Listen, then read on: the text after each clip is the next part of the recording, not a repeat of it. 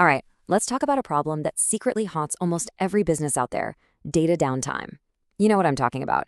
It's that feeling when the data is wrong, it's missing, or it's just untrustworthy. It grinds projects to a halt and makes everyone doubt every single decision. So how do we finally put an end to bad data?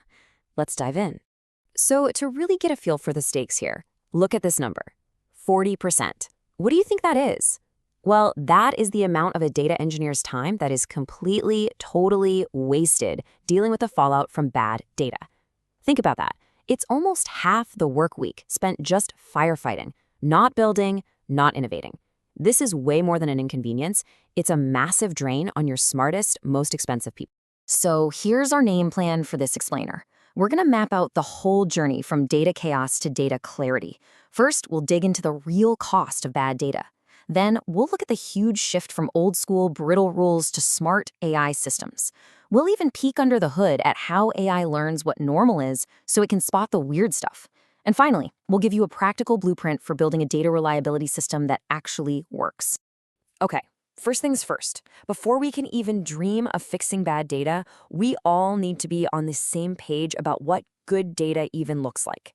So in this first section, we're going to lay down the essential groundwork and define the real foundations of data quality.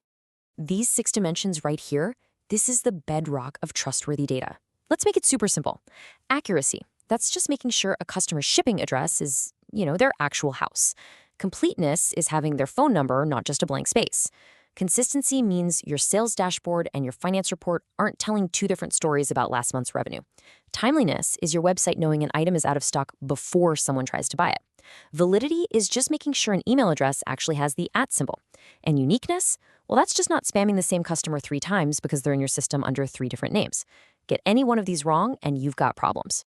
So we know what good data looks like. The thing is, for decades, the way we've tried to enforce it has been, frankly, broken.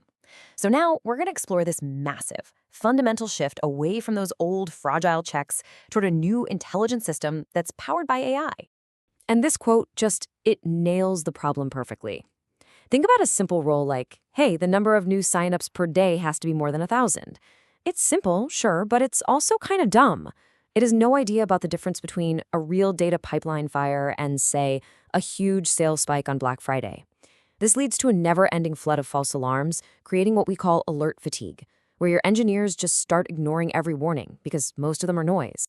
This slide really lays out the 2 completely different worlds. On the left, you have the old way, manual, noisy, and it breaks all the time. On the right, the new way, driven by AI. It learns from your data's history, creating these dynamic baselines that automatically adjust for things like seasonality or business growth. But you know what the real game changer is?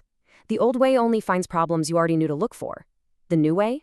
It's built to find the unknown unknowns, the crazy issues you never even imagined you'd have to write a rule for.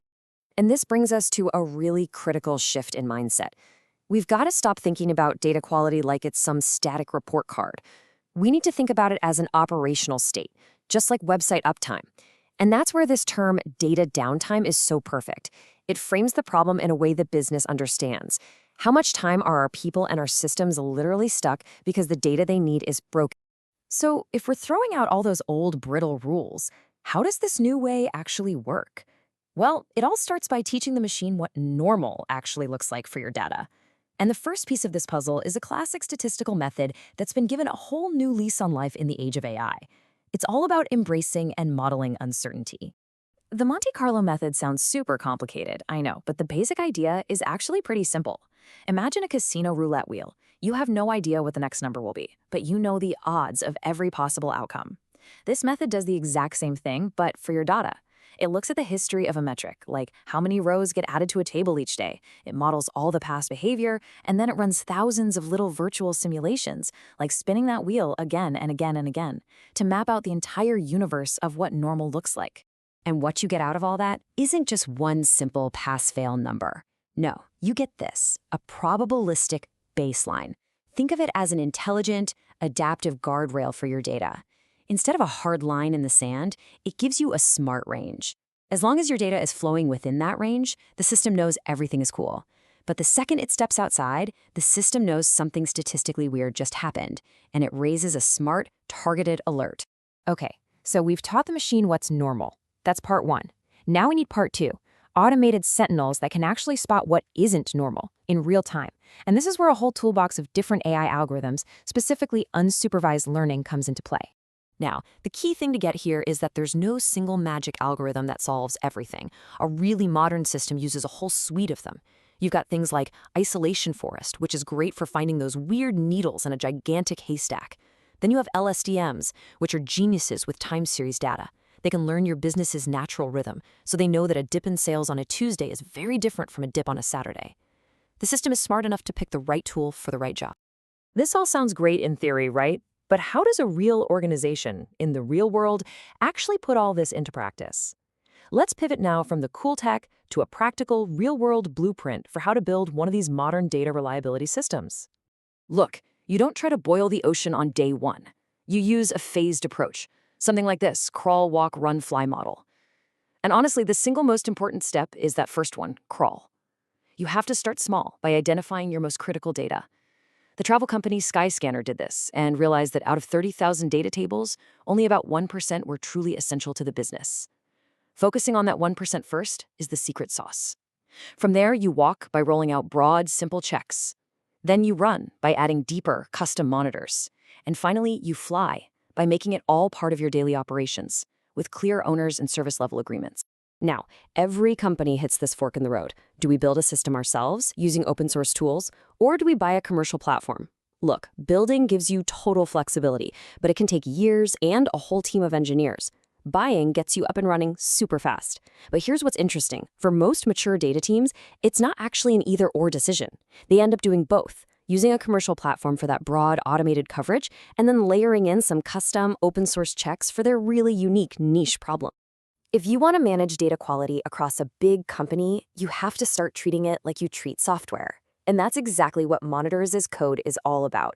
Instead of having people click around in some user interface to set up checks, you define everything in simple configuration files. Those files get checked into version control like any other code, they get peer-reviewed, and they're deployed automatically.